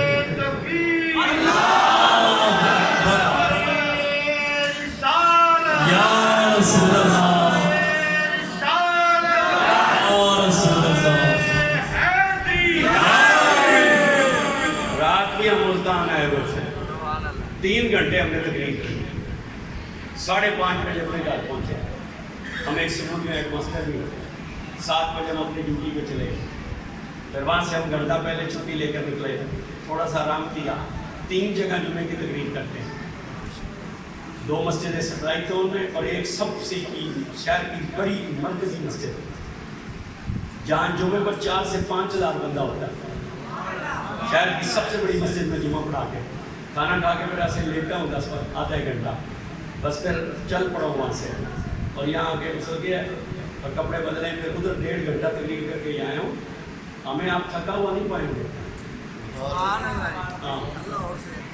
جیسے جیسے گفتگو بڑھتی جائے گی 52 سال عمر ہے مگر ہم جوان ہوتے چلے جائیں گے، اس لیے میں نے کہا تھا ہم تب تک سنائیں گے جب تک آپ سنیں گے، جب آپ تھک گئے تو ہم بھی بند کر دیں گے۔ اب توجہ کیجیے گا بات کیا ہو رہی تھی، انہوں نے کہا کہ رسول اللہ کے بیٹے مہمان بننا چاہتے ہیں، انہوں نے کہا ہمارے نصیب، تو میں یہ عرض کر رہا تھا اگر نانا آتا ہے بولے نہیں تو نواسا بھی نواسے بھی، اب یہ ان کے مہمان بنے، اس کی ایک ہی بکری تھی، اس نے ذبح کی، شہزادوں کے سامنے کھانا رکھا، شہزادوں نے کھانا کھایا، دعا دے کر تشریف لے گئے، مدت گزر گئی، کچھ سالوں کے بعد جنگل میں قحط پڑ گیا، جنگل ویران ہو گیا، باپا اور مائی مدینے آ گئے، مدینے میں واقف کوئی نہیں تھا، انہوں نے سوچا کہ اب ہم اتنے بوڑھے ہم سے کام تو ہو نہیں سکتا، تو لہٰذا آپ کیا کریں، پیٹ کیسے بھریں، تو انہوں نے دیکھا کہ مدینے کے لوگ مدینے کی گلیوں میں چلتے ہوئے نا کھجوریں کھا کر گٹھلیاں پھینک دیتے ہیں، انہوں نے کہا ایسا کرتے ہیں ہم گٹھلیاں اکٹھی کرتے ہیں، یہ جب زیادہ ساری ہو جائے گی تو کسی باغ کے مالک کو دے دیں گے، وہ ان سے بوٹے لگا دے گا، ہمیں کچھ پیسے دے دے گا، ہم ان سے پیٹ بھر لیں گے۔ وہ گٹھلیاں چنتے چنتے اس گلی میں آ نکلے جس گلی میں امام حسن کا آستانہ تھا۔ امام حسن علیہ السلام کسی کام سے باہر نکلے تو جیسے گلی میں آئے نا ان پر نظر پڑی تو پہلی نظر میں آپ نے انہیں پہچان لیا۔ یہ جو میں نے آپ سے کہا تھا نا کہ سیدہ کے نام پر ہاتھ اٹھا کر سبحان اللہ بولو، یہ میں نے اس لیے نہیں کہا تھا کہ بعد میں یہ ہو کہ جی بڑی تقریر ہوئی ہے پیر صاحب کی، بڑی تقریر دی ہے، یہ اس لیے نہیں کہا تھا کہ آپ اونچا بولیں گے تو تقریر لگے گی، نہیں، جب ہم ان کا نام لیتے ہیں تو تقریر اسی وقت ہی لگ جاتی ہے۔ میں نے کس لیے کہا تھا کہ ہاتھ اٹھا کر سیدہ کے نام پر اونچا بولو، اس لیے کہ کل قیامت کو جب ہم حسن پاک اور حسین پاک کے سامنے جائیں نا وہ بھی پہلی نظر میں پہچان لیں یہ وہی ہیں جو تاج کوثر میں میری ماں کے نام پر ہاتھ اٹھا کر بولتے تھے۔ آپ نے پہلی نظر میں پہچانا، غلام سے کہا بلا لا انہیں، غلام بلا لایا، آپ نے کہا تم نے ہمیں پہچانا، انہوں نے کہا نہیں، آپ نے فرمایا ہم ایک مرتبہ تمہارے مہمان بنے تھے، تم نے ہمیں کھانا دیا تھا، یہ کیا کرتے پھرتے ہو؟ انہوں نے کہا شہزادے جنگل میں قید پڑ گیا، جنگل ویران ہو گیا، ہمارے پاس اور تھا کچھ نہیں، ہم یہاں آ گئے، یہاں واقف کوئی نہیں تھا اور پیٹ تو بھرنا تھا تو کچھ لیے اٹھاتے پھر رہے ہیں کہ یہ زیادہ ہوں گی تو کسی کو دے کر کوئی روٹی لے لیں گے۔ جب اتنا کہا امام حسن کی آنکھوں سے چھلک کر آنسو آئے، امام حسن نے کہا اچھا خدمت کرو تم رسول اللہ کے بیٹوں کی اور گلی میں گٹھلیاں چنتے پھرو، فرمایا گرا دے ان گٹھلیوں کو، انہوں نے گٹھلیاں گرا دی۔ آپ نے اپنے غلام سے کہا اس بابے کو ساتھ لے جا اور ہمارے ریوڑ میں سے اسے 3000 بکریوں دے دو۔ تمہارے پورے پاکستان کی کسی منڈی میں 3000 بکریاں نہیں ملتی، تمہارے پاکستان میں کسی ریوڑ میں بھی 3000 بکریاں، فرمایا سے 3000 بکریاں دو. غلام لے کر چلا تو فرمایا رک، یہ 3000 بکریاں کیسے سنبھالے گا؟ اسے 100 غلام بھی عطا کر دو، اسے 100 غلام بھی عطا کر دو. غلام 2 قدم چلا تو کہا رک، یہ خود بھوکا ہے، بکریوں کو کیا کھلائے گا، غلاموں کو کیا کھلائے گا؟ اندر تشریف لے گئے، 10,000 اشرفی لے کر آئے. 10,000 اشرفی کی قیمت آج کے اس زمانے میں 3 ارب روپیہ بنتی ہے. 10,000 اشرفی لائے، لا کر کہا یہ 10,000 اشرفیاں بھی لے جا. اور غلام سے کہا سن، یہ ساری چیزیں دیکھ کر اسے جانے نہ دینا، اسے میرے حسین کے دروازے پر بھی لے جانا. غلام نے 3,000 بکریاں دی، 100 غلام دیے، 10,000 اشرفیاں دی، لایا امام حسین کے دروازے پر. دستک دی، امام باہر آئے، پہلی نظر میں پہچانا. کہا بھائی جان نے کیا دیا ہے؟ کہا 3,000 بکریاں، 100 غلام، 10,000 اشرفی. مسکرا کر کہا میرے ریوڑ میں لے جا، وہاں سے بھی 3,000 بکریاں دے، 10,000 گلدست، 100 غلام دے. اندر تشریف لے گئے، 10,000 اشرفیاں لے کر آئے. اب میرا جملہ دل کے کانوں سے سنیے گا بھائی، جو ان شہزادوں کو ایک وقت میں چند بوٹیاں اور روٹیاں پیش کرے اسے تو دیتے 6,000 بکریاں، 200 غلام، 20,000 اشرفی. تو جس ابو بکر نے ان کے نانے کے قدموں میں سارا گھر لا کر رکھ دیا تھا، پھر اسے کتنا کچھ دیا ہوگا.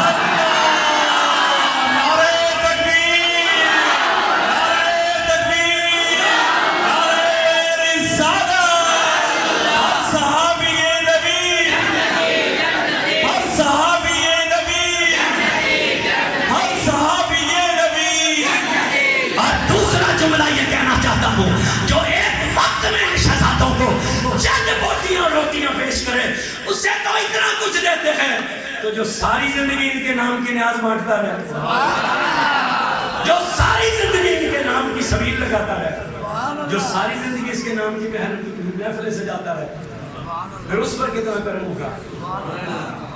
ہے کوئی حضور کے بیٹوں جیسا؟ قرآن نے کہا ان سے مبتت کرو. کتنی مبتت ہے صحابہ کو. حضرت عمر رضی اللہ عنہ نے امام حسن کو بلایا تھا ملنے کے لیے. امام حسین کو جب امام حسین ملنے کے لیے آئے نا تو حضرت عمر اندر کمرے میں بیٹھے تھے، کسی سے بات کر رہے تھے، بیٹا باہر کھڑا تھا. امام حسین نے پوچھا کہ تم باہر کیوں کھڑے ہو؟ انہوں نے پوچھا امیر المومنین کدھر ہے؟ انہوں نے کہا کہ اندر مصروف ہے. فرمایا تم کیوں باہر کھڑے ہو؟ کہا ان کا حکم ہے کہ اندر کوئی نہ ہے. آپ نے سوچا اگر اپنا بیٹا اندر نہیں جا سکتا، میں تو علی کا بیٹا ہوں. امام حسین واپس ہو گیا. تھوڑی دیر بعد میٹنگ ختم ہوئی. حضرت عمر نے امام عبداللہ بن عمر سے پوچھا کوئی آیا تھا؟ انہوں نے کہا جی امام ہے نا اچھے. حضرت عمر نے کہا تم نے انہیں اندر کیوں نہیں آنے دیا؟ انہوں نے کہا آپ نے خود تو کہا تھا کہ کسی کو اندر نہ آنے دینا. رب کعبہ کی قسم میں ایک ایک لفظ کا ذمہ دار ہوں. حضرت عمر نے جوتی نہیں پہنی، ننگے پیر دوڑ پڑے، پوچھتے جاتے تھے این حسین، حسین کدھر ہے؟ جس گلی بازار سے نکلتے لوگ دیکھ کر یہی سمجھتے تھے ہمارا خلیفہ ننگے پیر بھاگا جا رہا ہے، لگتا ہے کہ کسی اسلامی ملک پر کفر نے حملہ کر دیا ہے جو خلیفہ دوڑا جا رہا ہے. دوڑتے دوڑتے امام حسین کے دروازے پر آئے، دروازے پر دستک دی. امام حسین باہر تشریف لائے. حضرت عمر نے امام حسین کو سلام کیا، پھر دونوں ہاتھ چومے اور چوم کر کہا شہزادے آپ ملنے کے لیے آئے تو اندر کیوں نہیں آئے؟ عرض کی میں گیا تو بیٹا باہر کھڑا تھا. میں نے سوچا کہ اگر اپنا بیٹا اندر نہیں جا سکتا تو میں تو علی کا بیٹا ہوں. جب اتنا کہا تو چھلک کر ساتھ سے نکلے. آپ نے کہا شہزادے آپ نے خود کو میرے بیٹے کی جگہ پر رکھا. یہ کہہ کر رب کی قسم کھاتا ہوں حضرت عمر نے نا یوں پگڑی اپنی کھولی، یوں پگڑی اپنی اتاری اور پگڑی اتار کر حضرت عمر نے اپنے بال یوں پکڑے. حضرت عمر نے اپنی پگڑی کھولی اور کھول کر نہ یوں اپنے بال پکڑے اور پکڑ کر کہا یا سیدی انظر علی راسن، میرے سر کی طرف دیکھیے، مجھے قسم اس رب کی جس کے قبضے میں عمر کی جان ہے، ہمارے سر پر تو یہ بال اللہ کے، تیرے نانے کے اور تیرے گھر کے دیے ہوئے ہیں. ہمارے سر پر تو یہ بال یہ بھی تمہارے صدقے میں پیدا کیے گئے ہیں. جامع مسجد تاج کوثر میں آنے والوں، جب تک تمہارا عقیدہ یہ نہ ہوا کہ یہ جو تن پر کپڑے ہیں یہ بھی حسین کے بچوں کا صدقہ ہے تو تمہاری نماز قبول نہیں ہوگی.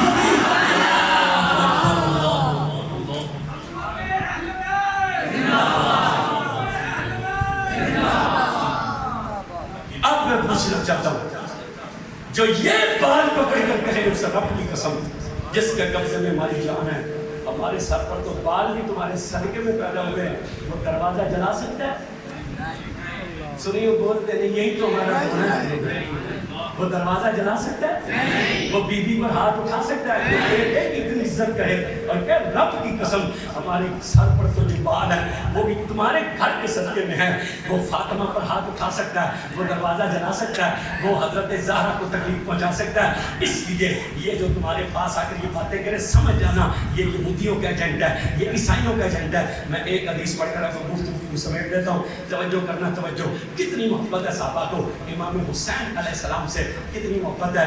روایت کرنے والے کا نام عمر بن خطاب ہے۔ روایت کرنے والے کا نام کیا ہے؟ عمر بن خطاب۔ توجہ کیجیے، صحابہ میں سب سے امیر ترین صحابی کا نام ہے عبد الرحمن بن عوف۔ کیا نام ہے؟ عبد الرحمن بن عوف۔ آپ کہیں گے ہم تو ہمیشہ حضرت عثمان کا سنتے تھے، یہ عبد الرحمن کدھر سے آ گیا؟ حضرت عثمان سخی زیادہ تھے۔ حضرت عثمان آپ کے علاقے میں بڑے لینڈ لارڈ ہو گئے، لیکن جنازے اور مسجد کی خدمت کے لیے تو اللہ نے طیب قریشی کو چنا ہوا ہے، یہی اپنا مال خرچ کرتے ہیں، باقی بھی لوگ کرتے ہیں۔ ایک بندہ ہی آگے ہوتا ہے نا، باقی اس کے بازو ہوتے ہیں نا۔ اب توجہ کرنا، حضرت عثمان سخی زیادہ تھے مگر امیر ترین کون تھے؟ عبد الرحمن بن عوف۔ کہاں سے امیر ہوئے؟ تو یہ تقریر سن لو، انشاءاللہ یہ حدیث سننے کے بعد روح نکل جائے گی مگر حسین کا عشق تمہارے کلیجے سے نہیں نکلے گا۔ کہاں سے امیر ہوئے؟ کہاں سے امیر ہوئے؟ حضرت عمر رضی اللہ تعالیٰ عنہ فرماتے ہیں صحابہ مسجد میں حضور کے منتظر تھے، اچانک نبی پاک تشریف لائے، ان صحابہ کھڑے ہو گئے، نبی پاک مسند پر بیٹھے، اور جب مسند پر بیٹھے تو حضور نے فرمایا بیٹھ جاؤ۔ جب حضور نے فرمایا نا بیٹھ جاؤ، اب حضرت عمر کہتے ہیں طریقہ کیا تھا، جب حضور مسجد میں آتے تھے نا تو دونوں شہزادے بھی ساتھ ہوتے تھے، سبحان اللہ۔ لیکن آج جب حضور نے کہا نا بیٹھ جاؤ تو شہزادے نہیں تھے، تو نبی کریم نے فرمایا اینا علی بن ابی طالب، علی کدھر ہیں؟ انہوں نے کہا لبیک یا رسول اللہ۔ یہ نعرہ مفتی خادم نے نہیں لگایا، اس امت میں سب سے پہلے یہ نعرہ مولا علی نے لگایا۔ جب نبی پاک نے 40 رشتہ داروں کی دعوت پکائی تھی نا، جسے ذل عشیرہ کہا جاتا ہے، اور پھر وہ 40 رشتہ دار سامنے بیٹھے تھے تو رسول نے کہا تھا سنو، جب وہ کھانا کھا چکے اللہ ایک ہے، میں اس کا سچا رسول بن کر آیا ہوں، اے قبیلہ بنی ہاشم والو تم میں سے کون میری مدد کرے گا؟ تو بڑے بڑوں کے ساتھ جھک گئے۔ پھر حدیث کہتی ہے ایک 8 سال کا شہزادہ اٹھا، اس نے کہا میری ٹانگیں پتلی ہیں، میری آنکھوں میں عشوب ہے، مگر میں وعدہ کرتا ہوں کہ زندگی کے ہر موڑ پر میں آپ کا ساتھ دوں گا۔ وہ 8 سال کا شہزادہ اٹھا اور اس نے اٹھ کر کیا کہا؟ لبیک یا رسول اللہ۔ کیا کہا؟ بولنا پڑے گا، بولنا پڑے گا لبیک۔ ابھی بھی کئی بندے نہیں بولے۔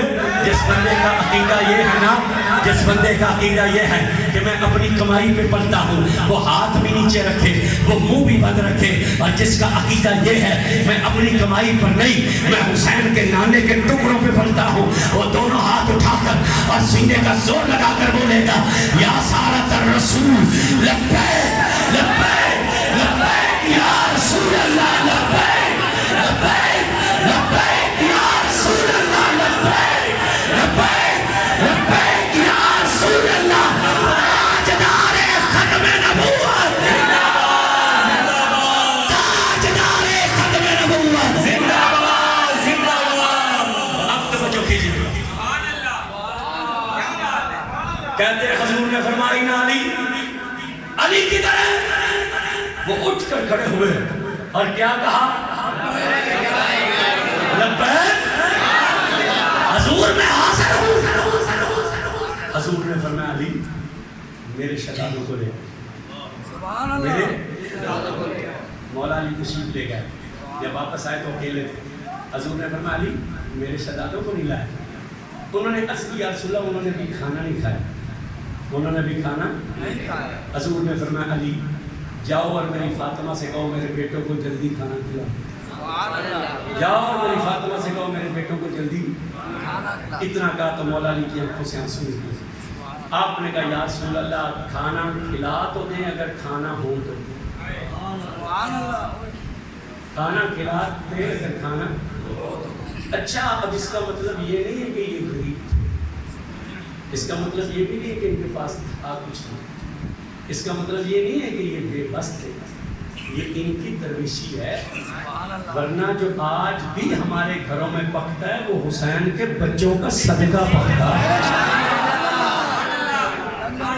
حضرت عمر کہتے ہیں جب علی نے یہ کہا نا کہ کھانا تو کھلا دیں اگر کھانا ہو تو کہتے ہیں میں مسجد کے دروازے کی طرف دوڑا، میں ابو جوتیوں کے پاس پہنچا تھا، میں نے دیکھا عبد الرحمن بن عوف گلی کی نکر بھی کراس کر گئے تھے. کہتے ہیں میں واپس آ گیا، چند منٹ گزرے، حضرت عبد الرحمن بن عوف حضور کی خدمت میں آئے. انہوں نے 2 پراٹھے سرکار کو پیش کیے. کیا پیش کیا؟ 2 پراٹھے سرکار کو پیش کیے. حضور نے وہ پراٹھے لیے اور اندر تشریف لے گئے. آپ نے وہ پراٹھے سیدہ کو عطا کیے. سیدہ نے ایک پراٹھا امام حسن کو دیا، ایک امام حسین کو دیا. جب شہزادوں نے پراٹھا کھایا نا ان کی بھوک مٹی تو وہ مسکرائے. جب حسن حسین مسکرائے تو انہیں دیکھ کر فاطمہ مسکرائی. جب فاطمہ مسکرائی انہیں دیکھ کر حضور مسکرائے. حضرت عمر کہتے ہیں جب حضور مسکرائے نا تو حضور نے آسمان کی طرف دیکھا، مجھ سے رہا نہ گیا. میں اٹھ کر کھڑا ہوا، میں نے کہا میرے ماں باپ آپ پر قربان، آپ مسکرا بھی رہے ہیں اور آسمان کی طرف بھی دیکھ رہے ہیں. حضور نے فرمایا عمر بات یہ ہے میرے بچوں کی بھوک ختم ہوئی تو وہ مسکرانے لگے. جب شہزادے مسکرائے تو ان کی ماں فاطمہ مسکرائی. جب فاطمہ مسکرائی تو میں محمد مسکرایا. جب میں مسکرایا تو میں آسمان پر اس لیے دیکھ رہا ہوں کہ میں یہاں مسکرا رہا ہوں، میرا رب وہاں مسکرا رہا ہے. میں یہاں مسکرا رہا ہوں، میرا رب وہاں مسکرا رہا ہے. حضرت عمر کہتے ہیں حضور نے یہ فرما کر کہا تال یا عبد الرحمن. عبد الرحمن نے کہا، کہتے ہیں حضرت عبد الرحمن جب حاضر ہوئے نا حضور نے کہا عبد الرحمن تو نے میرے بیٹوں کو خوش کیا. آج کی محفل بھی ہماری اسی لیے ہم حضور کے بیٹوں کو خوش کرنے کے لیے.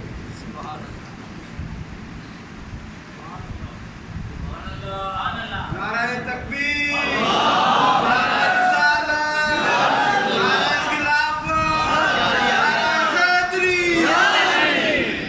حضور نے فرمایا عبد الرحمن تو نے میرے بیٹوں کو خوش کیا. میرے بیٹے خوش ہوئے تو ان کی ماں فاطمہ خوش ہوئی. فاطمہ خوش ہوئی تو میں محمد خوش ہوا. میں خوش ہوا تو میرا رب خوش ہوا. جا آج کے بعد تو جو مرضی کرتا رہے تجھ سے پوچھا ہی نہیں جائے. آج کے بعد تو جو مرضی کر تجھ سے پوچھا. حدیث یہاں ختم ہو گئی ہے لیکن اس کا نتیجہ نہ نکال کر دو نا تو پھر آپ کو پتہ نہیں چلے گا یہ بیان کیوں کیا. زمانہ گزر گیا. حضرت جابر بن عبداللہ کہتے ہیں حضرت عبد الرحمن بن عوف کی موت کا وقت قریب آیا. انہوں نے مجھے پیغام بھیجا کہ جابر جلدی آ. کہتے ہیں میں بوڑھا یار تھا ان کا. جب میں پہنچا تو وہ بستر مرگ پر تھے. انہوں نے کہا اے جابر میری زندگی کا آخری وقت ہے، ایسا کر میری بکریوں میں سے 10,000 بکریاں اللہ کے نام پر خیرات کر دو.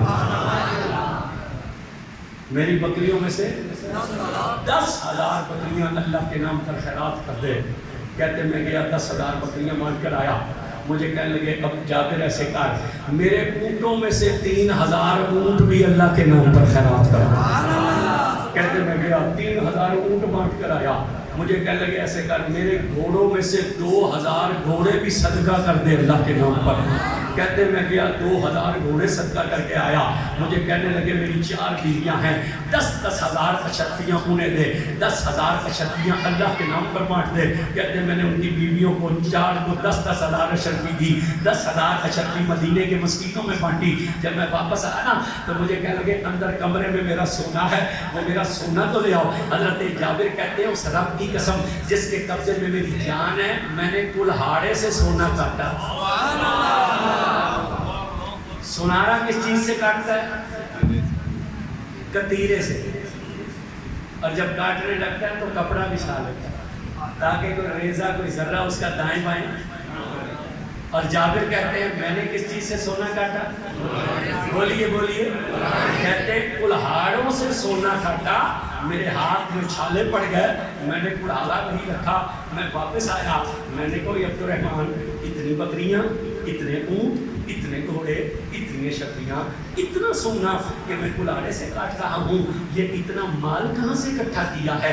کہتے ہیں جب میں نے یہ کہا چھلک کر 2 آنسو نکلے عبد الرحمن کی آنکھوں سے. انہوں نے کہا جابر تو اس محفل میں نہیں تھا جہاں میں نے 2 پراٹھے شہزادوں کے لیے پیش کیے؟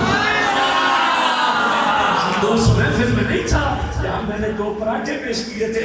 یہ جتنا کچھ بھی ہے ان 2 پراٹھوں کا صدقہ ہے, یہ جتنا کچھ بھی ہے ان 2 پراٹھوں کا صدقہ ہے. اور کہا سن, جب حضور نے کہا تھا نا جا تجھ سے پوچھا نہیں جائے گا, تو میں نکلنے لگا تو رسول نے کہا تھا واپس آ. میں واپس آیا تو میرے نبی نے کہا سن, دنیا میں تجھ سے پوچھا نہیں جائے گا کہ تو نے کیا کیا, رہ گئی قیامت, انا لہا ضامن, قیامت کے دن بھی میں محمد تیرا ضامن, قیامت کے دن بھی میں محمد تیرا.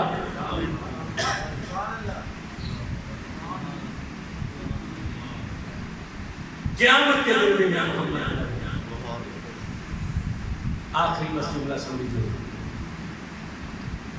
کیوں روتے ہیں ہم ان کے غم میں؟ اس لیے کہ ان کے غم میں رونا حضور کو سننا ہے. کیوں ان کی یاد مناتے ہیں؟ ان کی یاد منانا عبادت ہے. جب تک ان کی محبت نہ ہو تو ایمان کلیجے میں نہیں ہو سکتا. آخری جملہ کرنے لگا. حاجی امداد اللہ مہاجر مکی نے ایک واقعہ لکھا. انہوں نے کہا کہ بزرگ تھے جنہیں روزانہ حضور کی زیارت نصیب ہوئی. یا اللہ جو بولے انہیں بھی زیارت نصیب ہوئی. ہر بار حضور کی زیارت کرتے تھے. حج پر چلے گئے, 200 سال پہلے کروانا تھا. جب حج ہو گیا نا تو جانا تھا مکے سے مدینے. اس زمانے میں اونٹوں پر سفر ہوتا تھا, اونٹ کرائے پر ملتے تھے. بابا جی نے ایک بچہ تھا سید زادہ 10-12 سال کا, اس کے ساتھ کرایہ طے کر لیا کہ مجھے مدینے لے گا. پتہ نہیں تھا یہ سید ہے. بابا جی اونٹ پر سوار ہو گئے, چل پڑے گا. چند ایک میل چلے, شہزادہ تھا, سید زادہ چھوٹی عمر کا تھا. چند ایک میل کے بعد اس نے کہا بابا جی میں تھک گیا ہوں, تھوڑا سا آرام کرنا چاہتا ہوں. بابا نے کہا کوئی بات نہیں کرو. بابا جی نیچے اترا ہے, سید زادہ سو گیا. بابا جی اسی طرح اسکار میں لگ گیا. آدھا گھنٹہ گزرا. بابا جی نے بچے سے کہا بچے اٹھ, ہم نے دور جانا ہے. بابا اونٹ پر چڑھ گیا, بچے نے مہار پکڑی, چل پڑے. چند ایک میل چلے, بچے نے کہا بابا میں تھک گیا, میں نے آرام کرنا ہے. بابا جی نے کہا کوئی نہیں کر لو. بچہ سو گیا, بابا جی بیٹھ گئے. تھوڑی دیر بعد انہوں نے اٹھا کے کہا چل ہم نے مدینے جانا ہے. پھر چل پڑے. 2-4 میل چلے تو بچے نے کہا بابا میں تھک گیا ہوں. بابا کو غصہ چڑھا. اس نے کہا میں مدینے جا رہا ہوں اور میری حالت یہ ہے کہ اگر میرا بس چلے تو میری روح نکل کر مدینے پہنچ جائے, اور تیری حالت یہ ہے کہ تو ہر چند میلوں کے بعد کہتا ہے میں نے آرام کرنا ہے, میں تھک گیا ہوں. غصے میں بابا جی نے نا تھپڑ دے مارا. یہ نہیں پتا تھا یہ سید ہے, تھپڑ دے مارا. بچہ رونے لگا. بابا اونٹ پر چڑھ گیا, چل پڑا, مدینہ آ گیا. بچہ کرایہ لے کے واپس ہو گیا. بابا جی رات کو سوئے تو حضور کی زیارت نہ ہو, زیارت بند ہو گئی. بڑا پریشان. ان تمام لوگوں کے پاس گئے جن کے بارے میں پتا چلا کہ ان کو حضور کی زیارت ہوگی. ان سے جا کر کہا کہ حضور سے میری سفارش کریں, غلطی سے سید زادے کو تھپڑ مار بیٹھا ہوں. حضور ناراض ہو گیا, حضور سے عرض کریں کہ میری سفارش کریں. انہوں نے کہا بابا سید کو ڈھونڈ, پہلے اس سے معافی مانگ پھر حضور سے عرض کریں گے. بابا نے سید کو ڈھونڈا. بابا نے کہا شہزادے غلطی ہو گئی, مجھے پتا نہیں تھا, میں غصے میں تھپڑ مار بیٹھا ہوں. تیرا نانا ناراض ہو گیا, مجھے معاف کر دو.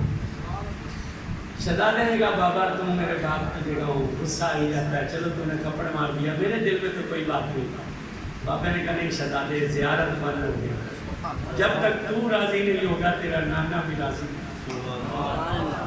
بچے نے کہا بابا اچھا یہ بات ہے تو میں کہہ دیتا ہوں میں نے معاف کیا. بچے نے کہہ دیا میرے بابے کو زیارت کرو.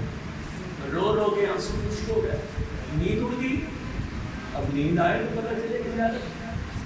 بابا جی ہر ولی کے پاس پہنچے، حضور سے معافی لے دو. انہوں نے کہا یہ مقام اونچا ہے. آخر ایک بزرگ نے کہا کہ صرف ایک عورت ہے جو تجھے معافی لے کر دے سکتی، اور وہ عورت بھی مستانی ہے، ملنگ ہے، مجذوب ہے، قبا کی بستی میں رہتی ہے، تہجد کے وقت آتی ہے، بکھرے بال ہوتے ہیں، پراگندہ کپڑے ہوتے ہیں، ہاتھ میں ڈنڈا ہوتا ہے، روزے کے سامنے کھڑی ہو کر کہتی ہے یا رسول اللہ کے نعرے لگاتی ہے، وہ تجھے معافی لے کر دے سکتی ہے. بابے نے کہا میں مر جاؤں گا مگر معافی ضرور لے کر جاؤں گا. بابا جی روزہ انور کے بعد بیٹھ گئی عشاء پڑھ کے، تہجد کا وقت ہوا، مائی اپنی عادت کے مطابق آئی، ہاتھ میں ڈنڈا تھا، نعرے لگاتی تھی یا رسول اللہ. بابا قدموں میں گرا. بابے نے کہا مائی غلطی ہو گئی ہے، پتہ نہیں تھا سیدزادے کو تھپڑ مار بیٹھا ہوں، حضور ناراض ہو گیا، مجھے معافی دے دو. بابا جی پیروں میں گرے. مائی نے ٹھڈا مارا، پگڑی اڑ کر ہو گئی. اس نے کہا تجھے کس نے کہا ہماری حضور سے بات ہے. بابے نے پیر پکڑ لیے. اس نے کہا مائی اب معافی دے گی تو جاؤں گا ورنہ نہیں جاؤں گا. اس کے ہاتھ میں ڈنڈا تھا، اس نے 5-7 ڈنڈے مار دیے مگر بابے نے پاؤں نہ چھوڑے. اب مائی سمجھ گئی کہ بابا صحیح جگہ پر پہنچ گئے، اب اسے احساس ہو گیا. تو مائی نے ہاتھ پنجے پر رکھ کر کہا اٹھ، میں عرض کرتی ہوں. آنکھیں بند کر کے عرض گزار ہوئی. دوسرے لمحے مائی نے بابے کا کندھا پکڑا اور پکڑ کر کہا شکر یا رسول اللہ. اور نظریں اٹھا، پہلے خواب میں دیکھتا تھا، آج کھلی آنکھوں سے حضور کی زیارت، آج کھلی آنکھوں سے حضور کی زیارت. یہ بات میں نے کس لیے سنائی ہے؟ اگر 1300 سال بعد ولی ہو، صاحب حضوری اور روزانہ زیادت ہوتی ہو، اسے پتہ بھی نہ ہو یہ سید ہے، تو وہ ولی ہو کر تھپڑ مارتے تو حضور زیارت نہیں کراتے. تو میں کہنا چاہتا ہوں اگر 1300 سال بعد ہو بھی ولی اور پتہ بھی نہ ہو، غلطی سے تھپڑ مارتے، حضور زیارت نہیں کراتے. تو جو امام حسین کے سر پر، جو امام حسین کے ہونٹوں پر چھڑی مار رہا تھا،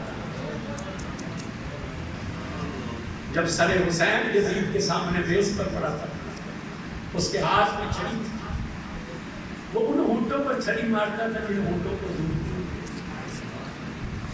اگر 1300 سال بعد کوئی ولی ہو کر شہزادے کو، سیدزادے کو تھپڑ مار دے، حضور زیارت نہیں کراتے، تو پھر جو حسین کے لبوں پر چھڑیاں مارتا تھا وہ جنت میں کیسے جا سکتا ہے؟